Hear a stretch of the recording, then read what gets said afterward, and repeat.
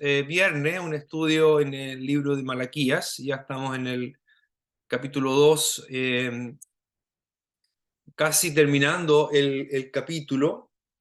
A pesar de ser un libro muy cortito, Malaquías tiene unos 55 versículos más o menos, pero es un libro que tiene mucha enseñanza. Es un libro que eh, trata con los problemas de una comunidad que ha perdido de vista la grandeza y la majestad del Señor. Ese podría ser el gran tema, si ustedes me preguntan cuál es el gran tema de Malaquía. Bueno, es cómo ellos pueden recobrar esa visión. La falta de visión de la grandeza de Dios trae como resultado la pérdida o la ausencia de temor o de reverencia. Y la ausencia de reverencia o la ausencia del temor del Señor va a traer otras consecuencias. Y en Malaquía hay básicamente tres. Podríamos decir una cuarta, pero que específicamente se relacionan con la ausencia del temor del Señor, el temor de Jehová, el temor de Yahvé.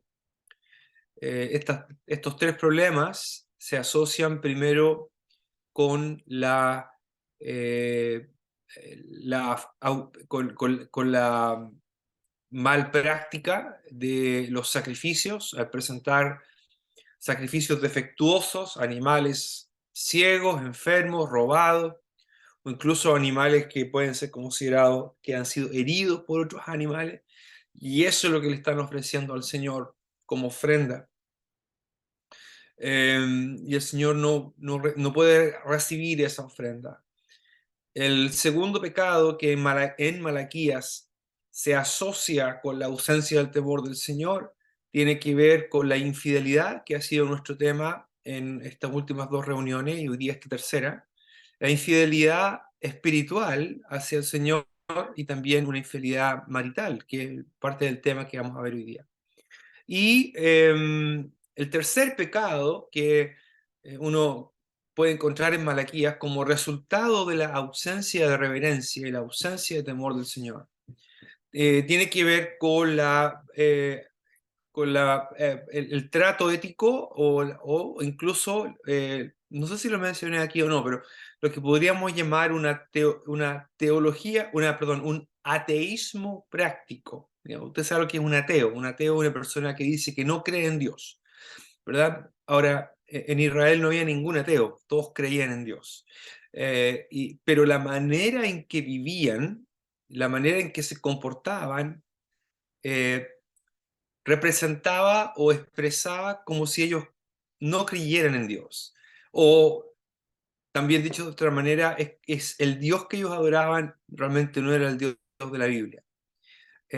Y esto se deduce por una pregunta que aparece en Malaquías 2:17, que lo vamos a ver en su momento, Dios mediante. En Malaquías 2:17 el pueblo pregunta, ¿dónde está el Dios de justicia? ¿Mm?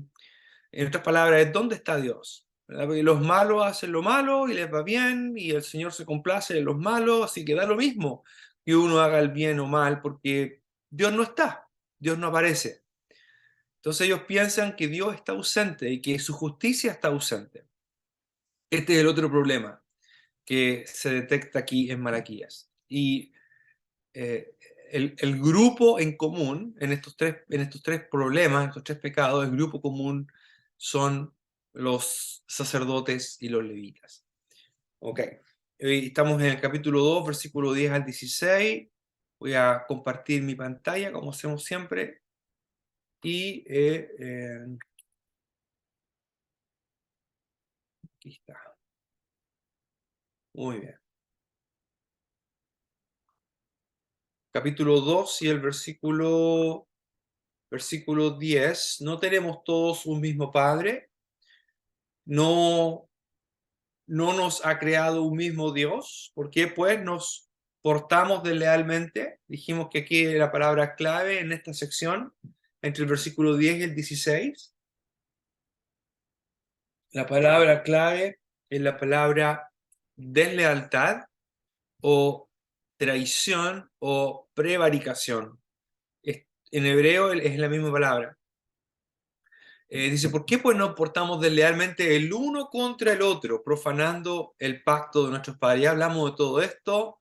El versículo 11, prevaricó Judá y en Israel y en Judá se ha cometido abominación porque Judá ha profanado el santuario de Jehová o de Yahvé que él amó y se casó con hija de Dios extraño.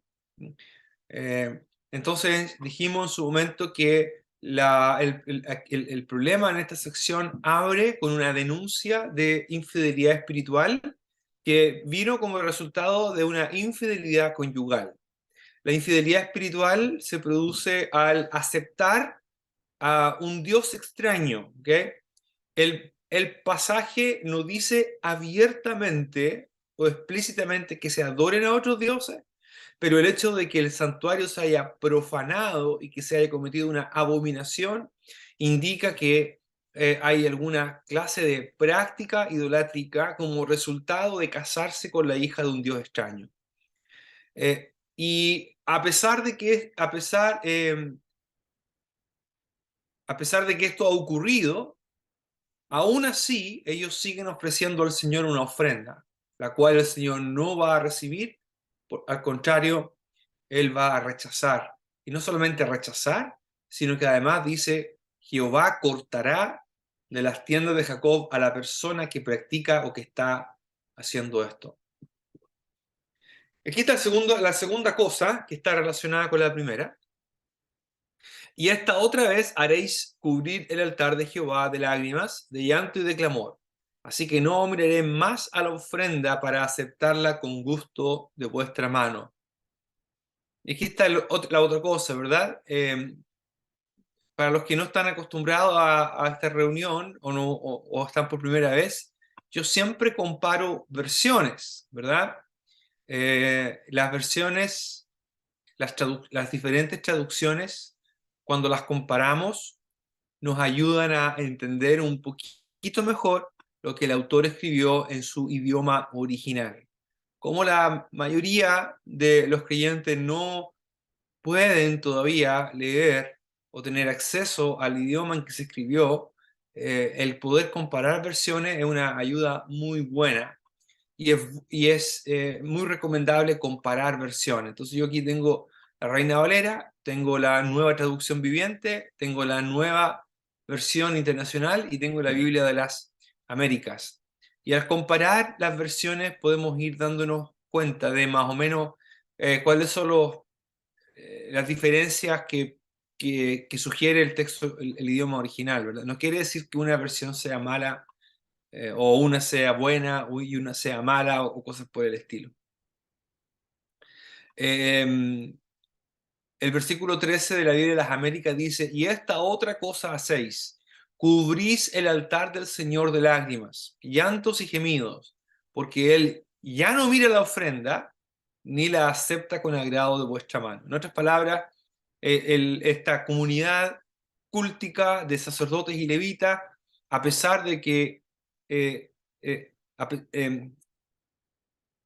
no es la manera en que lo quiero decir. Eh, Esta comunidad de sacerdotes y levitas practicando un culto extraño porque se han casado con hijas, mujeres extranjeras que evidentemente han inclinado el corazón de ellos a hacer idolatría. Ese es el problema. Pero a pesar de eso, siguen ofreciendo sacrificio al Señor. Y el Señor dice, yo no lo miraré, yo no lo acepto. El versículo 13 sugiere que la presencia del Señor, la presencia más intensa o más cercana que se daba a través del culto y que se conseguía a través del sistema levítico ya no está. Es como si el Señor hubiera abandonado el altar. El Señor no llega, por decirlo de alguna manera, al altar. El altar era muy importante porque era el punto de encuentro entre el Señor y el oferente. Pero el Señor ya no llega, por decirlo de una manera, ¿verdad? Y la razón, la gente llora, dice, llora, llenan mi altar de lágrimas, ¿verdad? Llenan el altar de lágrimas, el altar del Señor. Y el versículo 14, ellos dicen, ¿y por qué? ¿Por qué el Señor no acepta nuestra ofrenda de nuestra mano? Y aquí viene la razón. Porque Yahvé ha atestiguado entre ti y la mujer de tu juventud, contra la cual has sido desleal, siendo ella tu compañera y la mujer de tu pacto. ¿No hizo él uno, habiendo en él abundancia de espíritu? ¿Y por qué uno? Porque buscaba una descendencia para Dios. Guardaos pues en vuestro espíritu y no seáis desleales para con la mujer de vuestra juventud. Porque Yahvé, Dios de Israel, ha dicho que él aborrece el repudio. Repudio se entiende aquí como sinónimo eh, de divorcio, y al que cubre de iniquidad su vestido, dijo Yahvé de los ejércitos. Guardaos pues en vuestro espíritu, guardaos en vuestro espíritu, y no seáis desleales. Entonces, si ustedes se dan cuenta, esta porción funciona como una especie de estructura paralela. Al centro está el ofrecimiento de la ofrenda de los que están cometiendo este pecado. El Señor dice, el profeta dice que el Señor va a cortar de las tiendas de Jacob a los que están actuando así, por una parte, y por otra parte el Señor también, o el profeta también dice que el Señor ya no está aceptando la ofrenda de sus manos. La razón por la cual el Señor va a cortar de las tiendas de Jacob a los que practican esto es porque están profanando el santuario del Señor, el cual él amó, habiéndose casado con la hija de un Dios extraño. La segunda mitad, que dice que el Señor ya no acepta con agrado la ofrenda, tiene que ver con la razón que está detrás de todo esto, de por qué se han casado con la hija de un Dios extraño. Y la razón es que se han divorciado de ella, ¿verdad? Has sido desleal contra la mujer de tu juventud. La nueva traducción viviente dice, ¿por qué el Señor no acepta ¿por qué el Señor no acepta mi adoración? Les diré por qué. Porque el Señor fue testigo de los votos que tú y tu esposa hicieron cuando eran jóvenes. Pero, pero tú has sido infiel, aunque ella siguió siendo tu compañera fiel, la esposa con la que hiciste tus votos matrimoniales. Muy bonita traducción, muy bonita traducción. La NBI dice, y todavía preguntan por qué. Aquí está la razón. Pues porque el Señor actúa como testigo entre tú y la mujer y la esposa, perdón, de tu juventud a la que traicionaste, aunque es tu compañera, la esposa de tu pacto. La Biblia de las Américas dice, y vosotros decís, ¿por qué? Porque el Señor ha sido testigo entre tú y la mujer de tu juventud, contra la cual has obrado deslealmente, aunque ella es tu compañera y la mujer de tu pacto. Muy interesante, ¿verdad? Este es un pasaje muy hermoso que por una parte reafirma la validez y la importancia a los ojos de Dios del matrimonio. Y lo importante y lo terrible que es cuando una de las partes actúa de manera desleal. ¿Qué es lo que pasó aquí? Lo que muy probablemente sucedió es que levitas y sacerdotes, que pienso que es el grupo principal en esta sección, se divorciaron y abandonaron a su esposa original para casarse con la hija de un dios extraño. Alguien podría preguntar, ¿pero por qué hicieron eso? Bueno, puede haber una razón social de por medio. Como el pacto, como el matrimonio era un contrato y era una cuestión que implicaba familias, es posible que algunos de estos sacerdotes y levitas contrajeron matrimonio con mujeres extranjeras para poder tener más acceso o tener mejores recursos económicos. El contexto de Malaquías sugiere que están pasando por un tiempo difícil, por un tiempo de hambre, o por un tiempo de sequía o de escasez de alimentos, como se puede leer más abajo en el capítulo 3 y el versículo 6 al 12. El Señor habla de que Él, si le piden, Él va a abrir las ventanas de los cielos y va a enviar abundancia y que va a matar al devorador o va a eliminar al devorador, posiblemente una plaga, Entonces es posible que al casarse con mujeres extranjeras iban a poder asegurar recursos que iban a venir obviamente fuera de Israel. Sin embargo, al cometer esta asociación, se estaba cometiendo una tremenda deslealtad. Y la deslealtad es contra la mujer de tu juventud. Se le llama a la mujer de tu juventud porque en esta época las personas se casaban muy jóvenes, especialmente las niñas. Las niñas se casaban con 13, 14 años, se casaban.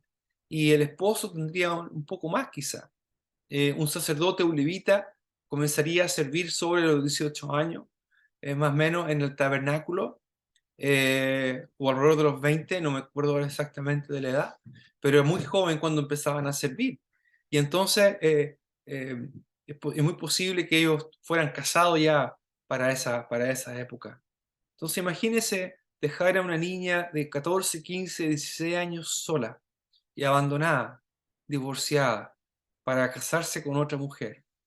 El sistema del divorcio en Israel es bastante complejo, pero existía. El divorcio, como el Señor Jesús enseñó, nunca fue el plan original de Dios. Sin embargo, dice, Moisés lo escribió por la dureza de vuestro corazón, porque era una manera de poder proteger a la mujer, de que no quedara absolutamente sin resguardo. Y de esa manera poder asegurar algo para ella, para su existencia, para su subsistencia. No era agradable, era una vergüenza muy grande también por lo demás. Eh, el sistema, el sistema judío, ya en la época del Señor, cuando el Señor está ahí y hablan del divorcio, existían razones muy... los judíos habían agregado cosas a la ley para poder conseguir una excusa para divorciarse. Y existían las más diversas razones, incluyendo entre ellas, por ejemplo, que no le gustara la manera de cocinar. Y entonces eso ya le daba razón para divorciarse, para repudiar a su mujer. El Señor, sin embargo, condena esto. El Señor condena esta actitud y lo llama deslealtad. Has sido desleal, has sido infiel contra la mujer de tu juventud. Me encanta esta frase, la mujer de tu pacto, la mujer de tu pacto, la mujer con la cual tienes un compromiso, un pacto. Eso fue lo que nosotros hicimos, ¿verdad? Cuando nos casamos, dijimos votos. Y eso es lo que los votos son. Los votos son palabras poderosas que adquieren mucho sentido y mucho valor porque la ocasión lo amerita, y es un compromiso de por vida, de amar, de cuidar, de ser leal a nuestra compañera, en el caso de los varones, ¿verdad? De los esposos, de ser mutuamente leales, de mutuamente amarse y de mutuamente cuidarse y de mutuamente protegerse, etcétera. Todo esto es parte de un pacto. Sin embargo, estos hombres lo que hicieron fue desechar y abandonar a la mujer de su juventud. El Señor dice más abajo, vuelve a repetir, ¿verdad? Guardaos pues en vuestro espíritu y interesante esto, ¿verdad? Guardaos en vuestro espíritu y no seáis desleales para con la mujer de vuestra juventud. Guardaos pues en vuestro espíritu, habla de algo que va más allá de la cuestión física, ¿verdad? Es una cuestión que implica, cuando hablamos del espíritu, hablamos lo que diríamos nosotros, guárdense en vuestra mente, guárdense en vuestro corazón. Mm, eh, Ahí es donde parte el problema. Ahí es donde parte el problema. Parte aquí en la mente, parte en el corazón. Ahí es donde parte la deslealtad. Y esto es lo que el Señor está fuertemente exhortando a estos hombres, está reprochándoles. El versículo 16 es un versículo difícil. Dice, porque Yahvé, Dios de Israel, ha dicho que Él aborrece el repudio. Voy a volver aquí al versículo 15 en un segundito, antes de terminar la reunión, porque voy a seguir un poco la lógica del argumento de la deslealtad y qué significa el versículo 16.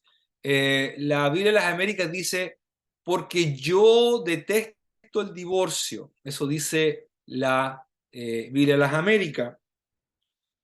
Yo detesto el divorcio. Eh, la, Perdón, estoy moviendo lo estoy moviendo a ustedes, puse la ventana aquí, acá. La Nueva Traducción Viviente, pues yo odio el divorcio, dice el Señor, Dios de Israel. Divorciarte de tu esposa es abrumarla de crueldad. Muy interesante esta traducción. Dice el Señor de los ejércitos celestiales. Por eso, otra vez, guarda tu corazón. Este guarda tu corazón es equivalente a guardados pues en vuestro espíritu y no seas infiel a tu esposa. El versículo 16, la NBI dice, yo aborrezco el divorcio, dice el Señor. La mayoría de las traducciones opta por traducir yo aborrezco el divorcio como si el Señor estuviera hablando en primera persona. Pero el texto en hebreo no es claro. Primero, no está en primera persona, está en tercera persona. Eh, una manera de traducirlo, este pasaje, el hebreo, sería algo así como, porque quien aborrece y repudia, repudiar aquí, literalmente el vocablo es enviar. Ese es el vocablo hebreo, es enviar, despachar, ¿ok? Y el texto hebreo perfectamente puede leerse así. Porque quien aborrece y envía lejos, repudia, dice Yahvé, Dios de Israel, cubre de violencia sus ropas o su vestido, dice Yahvé de los ejércitos. Por tanto, es muy interesante y a mí yo prefiero traducir así esta versión, no que el Señor detesta el divorcio, no es que Él no lo deteste, yo creo que el Señor, ese no es su voluntad, pero ¿se acuerdan que el Señor en otra parte habla de que Él dio carta de divorcio? ¿A quién? Bueno, Él dio carta de divorcio a Israel, ¿verdad? En el libro de Oseas se habla del Señor divorciándose de Israel. Y también me parece que aparece en el profeta Isaías, no me acuerdo, pero claramente el profeta Oseas habla del divorcio y del Señor mismo, considerando el divorcio como último recurso frente a la infidelidad. Esa es la única razón que se da en la Biblia para validar un divorcio, porque la infidelidad, la deslealtad, es lo que puede justificar diríamos hoy día, la inmoralidad sexual, es lo que hace que un divorcio se justifique. Y algo que incluso vemos que el Señor hace con Israel. Yo creo que no hay por qué perder de vista tampoco el hecho de que en el libro de Oseas, a pesar de que hay una carta de divorcio, dice contra tu madre, porque si no está hablando a las hijas de Israel, por decirlo así, um, al final el Señor busca recuperarla, busca recuperar a Israel. Es un tema bastante largo y más complejo de tratar, pero simplemente lo que quiero decir es que el versículo 16 no necesariamente se tiene que leer yo detesto el divorcio, dice el Señor. Muchos traductores optaron por esta, por esta traducción porque sienten que es lo que el contexto puede sugerir, de que el Señor aborrece el divorcio, pero el verbo no está en primera persona. ¿Okay? El verbo no está en primera persona. El verbo está en tercera persona. ¿Okay? Porque el que aborrece, ¿okay? Porque el que aborrece, incluso después del verbo aborrecer, viene un infinitivo, y el infinitivo puede sugerir propósito. Porque el que aborrece para repudiar. ¿Ok? Ahora, ¿quién aborrece para repudiar? Evidentemente el hombre, el levita, el sacerdote. El que aborrece para repudiar o para divorciarse, dice Jehová Dios de Israel, llena de violencia sus vestidos. Ahora, esto es importante. Lo que el Señor está diciendo es lo siguiente. La persona que injustamente y sin razón alguna se está divorciando de la mujer de su juventud para casarse con la hija de un dios extranjero, lo que está haciendo es llenar de violencia sus vestidos. Está cometiendo un acto de violencia. Está cometiendo un acto de violencia contra su cónyuge, contra aquella mujer de su juventud, contra la mujer de su pacto. Ahora, esto es muy interesante porque recién nomás el Señor ha dicho que los sacerdotes y levitas cubren de lágrimas el altar, el mismo vocablo. ¿Se dieron cuenta? En el versículo 13, el Señor dice, esta otra cosa ustedes hacen, cubren, cubren el altar del Señor con lágrimas, cubren el altar de Dios con lágrimas. En la NBI dice, inundan de lágrimas el altar del Señor. Pero el verbo aquí, cubrir, es exactamente el mismo que el que aparece en el versículo 16. El que aborrece para divorciar o para repudiar, cubre de violencia su vestido. En otras palabras, hay un contraste aquí.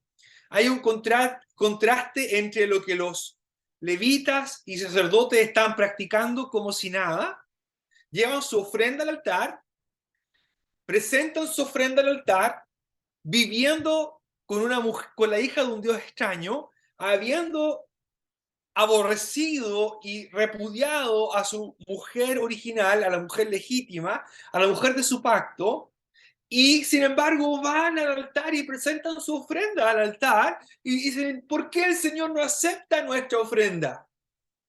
Y cubren el altar de lágrimas. El Señor dice, ¿sabe por qué yo no acepto la ofrenda que ustedes me traen? La ofrenda que ustedes presentan sobre mi altar, el altar que ustedes cubren de lágrimas, porque ustedes se han cubierto de violencia. ¿Ve la relación? Ustedes se han cubierto de violencia. Ustedes cubren el altar con lágrimas, porque yo no acepto su ofrenda. Y no se dan cuenta que ustedes han cubierto de violencia sus propios vestidos. En otras palabras, ustedes son culpables. Culpables. Dios no va a aceptar un culto. Dios no va a aceptar una ofrenda donde se le está causando daño al prójimo y menos a la persona más importante que el ser humano puede llegar a tener en esta tierra. La persona más importante para los que estamos casados, ¿verdad? Para los que estamos casados, la persona más importante de nuestra vida es nuestro cónyuge. Es nuestro cónyuge. Porque solamente del cónyuge se dice y serán una sola carne. Pero hay una razón más de por qué el matrimonio es algo tan hermoso, tan sagrado, tan santo. El versículo 15 dice, no hizo él uno, habiendo en él abundancia de espíritu. ¿Y por qué uno? Porque buscaba una descendencia para Dios. Este es uno de los versículos más difíciles para traducir en Malaquías. La NBI dice, ¿acaso no hizo el Señor un solo ser que es cuerpo y espíritu? ¿Y por qué es uno solo? Porque busca descendencia dada por Dios. Así que cuídense, eh, cuídense ustedes en su propio espíritu y no traicionen a la esposa de su juventud. El versículo 15, sin embargo, la nueva traducción viviente difiere, es distinta de la NBI. ¿No te hizo uno el Señor con tu esposa? La NBI opta por enfocarse en el individuo y hablando del individuo como un solo ser, cuerpo, espíritu, ¿verdad? Y que forma parte de un solo ser, pero apunta hacia el individuo, mientras que la nueva traducción viviente del versículo 15, lo que hace es que se enfoca en la pareja, en el matrimonio, y los dos serán uno. ¿No te hizo uno el Señor con tu esposa? En cuerpo y espíritu ustedes son de Él. ¿Y qué es lo que Él quiere? De esa unión quiere hijos que vivan para Dios. Este, como decía, es uno de los versículos más difíciles de Malaquías, pero creo que la nueva traducción viviente va en una dirección que a mí me parece que es mejor. Lo que el Señor está diciendo aquí, este Señor está reforzando y recalcando y enfatizando con mucha fuerza, con mucho énfasis. Él está destacando la importancia y la belleza de la unidad que existe en el matrimonio. Dice, no te hizo uno el Señor con tu esposa. Ahora, ¿cuál es el propósito? Miren interesante el versículo 7. El Señor quiere de esa unión hijos que vivan para Él. Uno de los propósitos como padres, ¿verdad? Es que nuestros hijos puedan llegar a ser creyentes y que nuestros hijos lleguen a amar al Señor. Ese es uno de nuestros propósitos. Cuando, eh, cuando llegamos a ser padres, todo padre tiene sueños para sus hijos. Eh, Algunos trabajan con sus hijos desde pequeñitos para que lleguen a ser un gran tenista, un gran futbolista, un gran músico, y eso es lo que sueñan para sus hijos. Eh, pero padres cristianos que entendemos la razón por la cual deberíamos ver la belleza que existe en el matrimonio, deberíamos ver a nuestros hijos como primeramente personas que son amadas por Dios, creadas por Dios, y nuestro anhelo y nuestro propósito y nuestro enfoque debería ser el guiarles a ellos a que puedan también amar y servir al Señor con todo su corazón. Obviamente, si un padre, si seguimos el ejemplo de Malaquía y el esposo es infiel a su esposa, obviamente esos hijos van a tener un pobre ejemplo de lo que significa ser leal, o viceversa, ¿verdad? La lealtad es uno de los aspectos más importantes que el Señor espera de su pueblo. Así que así cierra esta sección de Malaquías 2, del 10 al 16, donde la palabra central o el vocablo más importante es el vocablo deslealtad. Hay una deslealtad espiritual, pero que tiene que ver también con una deslealtad familiar. Las dos cosas están ligadas. Los sacerdotes y levitas han cometido una infidelidad marital y esa infidelidad marital les ha llevado a cometer una infidelidad espiritual. Al abandonar o al repudiar o al divorciarse de la mujer de su juventud, han contraído matrimonio, una relación con la hija de un dios extranjero que finalmente les está guiando y lo está llevando a adorar dioses extranjeros, por tanto contaminando el santuario, cometiendo una abominación en el santuario, en el lugar que el Señor amó, Jerusalén, el monte Sión, donde está el templo.